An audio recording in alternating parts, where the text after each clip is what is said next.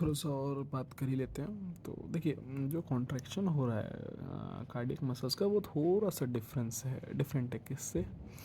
आपका Excel like skeletal muscle में contraction कैसे हो रहा था। वहाँ पे अपना एक्शन पोटेंशियल आ रहा था, टी ट्यूब्यूल से फैल रहा था, सर्कोप्लाज्मिक रेटिकुलम से कैल्शियम आयन रिलीज करा था। कैल्शियम आयन जाके आपका जो है मायोसिन, एक्टिन मायोसिन से बाइंड होके सारा वो क्या बोलता है कॉन्ट्रैक्शन वगैरह सब करवा रहा था। यहाँ पे थोड़ा सा अंतर था, यहाँ पे एक्शन पोटेंशियल आया।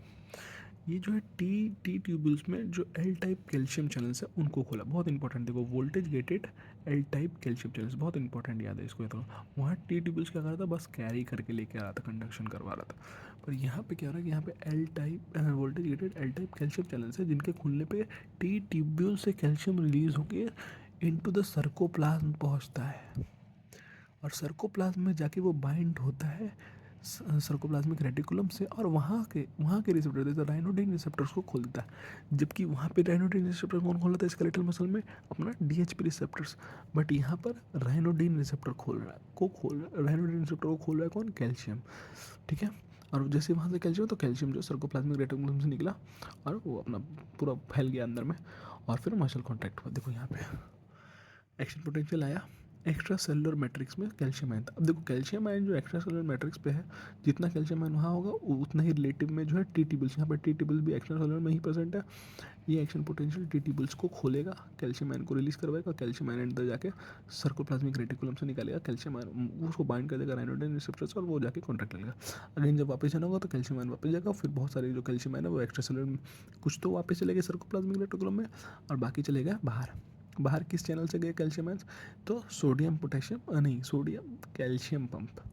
I think you know this name, may be in the active transport. And जबकि इस केस में जो सोडियम अंदर आया वो फिर सोडियम पोटेशियम पंप से बैलेंस कर देगा बाहर भेज के, और पोटेशियम को अंदर लेके।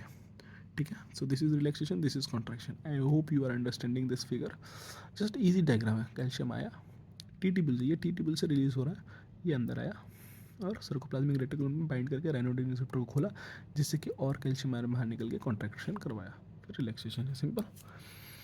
अगर टी टिब्यूल्स नहीं होगा तो जो है कॉन्ट्रैक्शन नहीं हो पाएगा, क्योंकि सर्कोप्लाज्मिक रेटिकुलम इतना डेवलप्ड है ही नहीं कार्डियक मसल्स में कि वो कैल्शियम आयन को उतना हद तक स्टोर कर पाए। जबकि टी ट्यूब्यूल्स जो है बहुत डेवलप्ड है, जबकि इनका जो डायमीटर है लगभग 5 टाइम्स मोर डायमीटर है compare to the skeletal muscles. That is 25% more volume है। ऑफकोर्स लाइक वॉल्यूम का फॉर्मूला क्या है, pi r square I think for cylinders. So F was 25, 5 into 5 is 25. तो 25 टाइम्स मोर वॉल्यूम है किसके पास, टी डब्ल्यूज के पास in the cardiac muscles. तो बहुत ज़्यादा कैल्शियम आयन ऑलरेडी है इसके पास, प्लस अंदर में एक म्यूकोपॉलीसैकेराइड है, नाम नहीं लिखा हुआ था तो आई डोंट नो। वो बाइंड करता है विद द कैल्शियम से और उसको कॉन्सेंट्रेट करके रखता है। तो of course the concentration of the calcium ion the T डब्ल्यूज is larger due to the presence of the due to the more volume and also presence of mucosaccharide that concentrate the calcium ion inside the T W. Contraction of heart depend करता है कि calcium ions कितना है extra cellular matrix पे, क्योंकि extra cellular matrix में कितना है कैल्शियम आयन, ये डिपेंड करता है, इस पे डिपेंड करता है कि टी ट्यूब्यूल्स में कितना जो है कैल्शियम आयंस है। ठीक है।